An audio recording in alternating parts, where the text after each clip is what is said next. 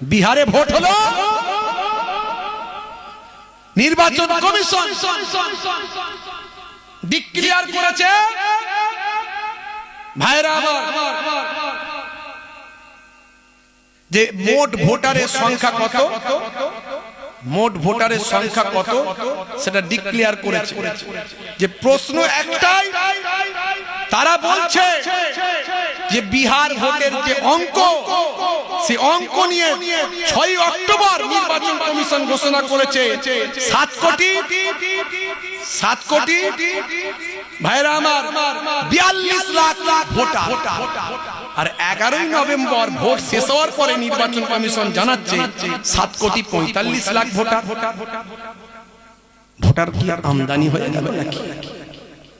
3 lakh voter এলো কোথা থেকে?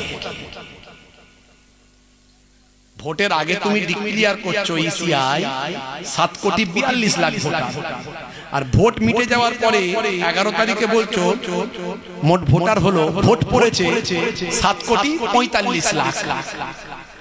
আবার বলছে যে ভোটের যে পার্সেন্টেজ, কত পার্সেন্ট ভোট দিয়েছে, তারা দাবি করেছে যে 67% লোক ভোট দিয়েছে।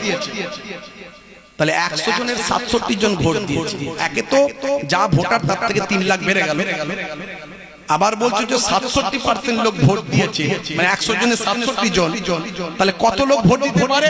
অঙ্ক বলছে কত, অঙ্ক বলছে 7,42 লাখের মধ্যে 67% হওয়া মানে 4,97 লাখ মানুষ ভোট দেয়। 4,97 লাখ মানুষ ভোট দেওয়ার কথা, আর তুমি বলছো 7,45 লাখ মানুষ ভোট দিয়েছে। এই যে 4,97 থেকে 7,45, এই যে এত কয়েক কোটি ভোট এলো কোথা থেকে? বুঝতে পারছেন? তাহলে এখন কি হবে বলুন দেখি। এই যদি সিচুয়েশন হয়, আর ভারতবর্ষের সুপ্রিম কোর্টের প্রধান বিচারপতিকে যদি জুতো ছোড়া হয়, তাহলে দেশটার অবস্থা কোন জায়গায় বুঝতে পারছেন? মানুষ কি করে এদের ভরসা করবে? ভয় পাওয়ার কিছু নাই, চিন্তা করার কিছু নাই। গণতান্ত্রিক দেশে মানুষই লাস্ট কথা বলে, শেষ কথা বলে, এটা মাথায় রাখতে হবে।